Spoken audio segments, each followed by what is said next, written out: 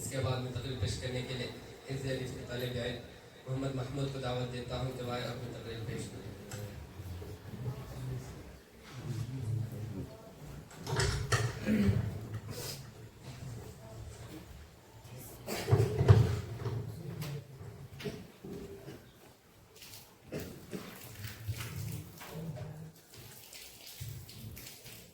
الحمد لله وكفى وسلام على عباده الذين اصطفى أما بعد فأعوذ بالله من الشيطان الرجيم بسم الله الرحمن الرحيم وما محمد إلا رسول قد خلت من قبله الرسل أفإن مات أو قتل انقلبتم على أعقابكم ومن ينقلب على عقبيه فلن يضر الله شيئا وسيجزي الله الشاكرين صدق اللہ مولانا العظیم۔ قابل قدر صدر جلسہ، بزرگان محترم، آج کے اس باوقار اور پررونق اجلاس میں میرا موضوع سخن وفات رسول اللہ صلی اللہ علیہ وسلم ہے۔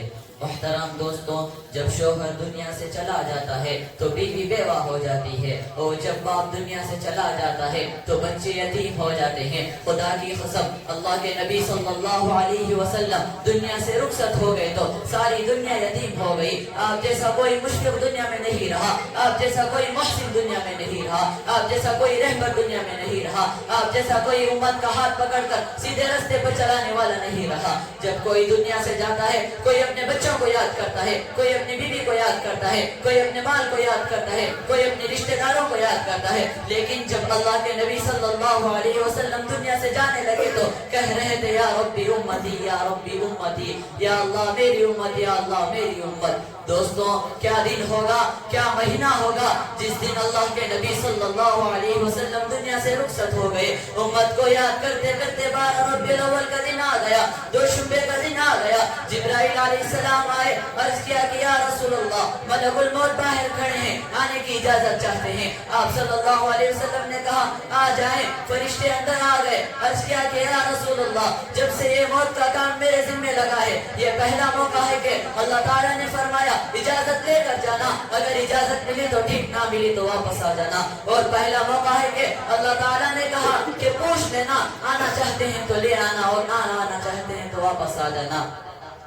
تو آپ صلی اللہ علیہ وسلم نے جبرائیل علیہ السلام کو دیکھا اور کہا جبرائیل کیا کہتے ہو؟ جبرائیل علیہ السلام نے کہا یا رسول اللہ، اللہ تعالیٰ آپ سے ملاقات کا شوق رکھتا ہے۔ تو آپ نے کہا نہیں، میں ایسے نہیں جاؤں گا، پہلے اپنی امت کا کام کراؤں گا۔ جاؤ میرے اللہ سے پوچھاؤ کہ میرے بعد میرے امت کے ساتھ کیا معاملہ کرے گا، میں پھر بتاؤں گا کہ مجھے چلنا ہے یا رہنا ہے۔ ملک الموت وہیں کھڑے رہے۔ جبرائیل علیہ السلام واپس گئے اور جواب لے کر آئے کہ یا رسول اللہ، اللہ تعالیٰ فرماتے ہیں کہ آپ کی امت کو اکیلا نہیں چھوڑیں گے۔ تو آپ نے فرمایا الآن قرۃ عینی، اب میرے آنکھیں ٹھنڈی ہوئی۔ میرے رب کی قسم، اگر یہ مسئلہ اس وقت حل نہ ہوتا تو آج زنا کے اڈے چلانے والے خنزیر بن چکے ہوتے اور سود کھانے والے بندر بن چکے ہوتے۔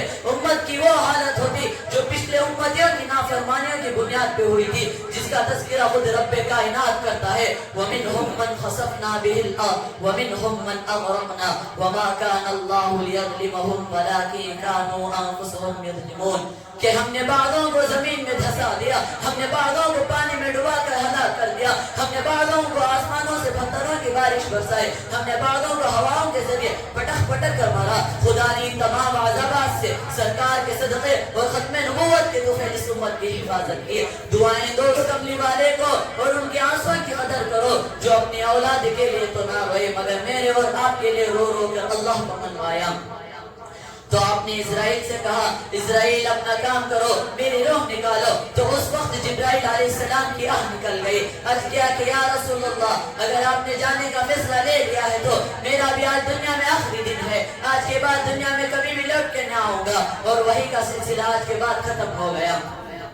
ملک الموت جب آپ صلی اللہ علیہ وسلم کی روح نکالنا شروع کی تو آپ نے کہا اسرائیل بہت تکلیف ہو رہی ہے۔ اسرائیل علیہ السلام نے کہا اے نبی جی، آپ تو رحمت للعالمین ہیں، سید المرسلین ہیں، آپ ہی کے طفیل اللہ تعالیٰ زمین و آسمان اور تمام مخلوق کو پیدا کیا، میں تو آپ کی روح بہت آسانی کے ساتھ نکال رہا ہوں۔ اللہ کے نبی نے فرمایا اسرائیل یہ بتاؤ میرے امت کے ساتھ کیا معاملہ کرے گا؟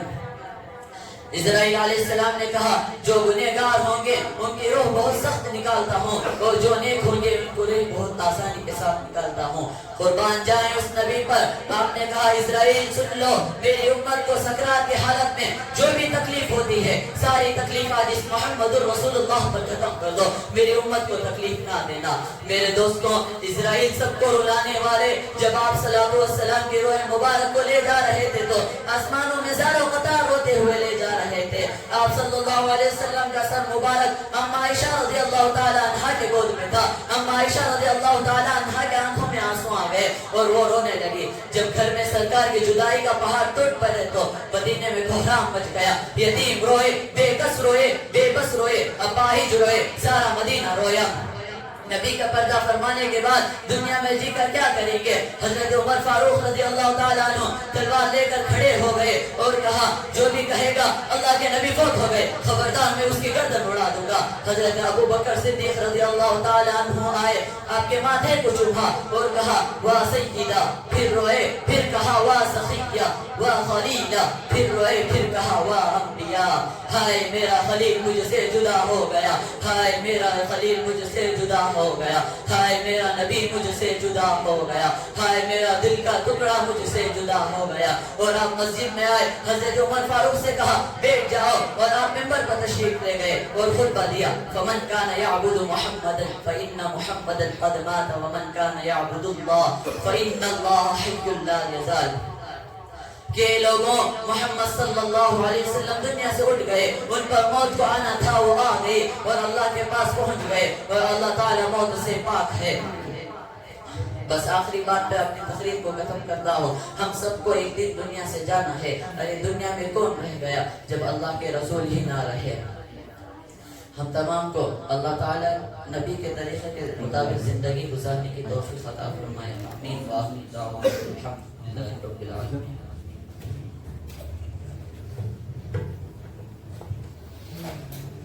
ماشاءاللہ. اس کے بعد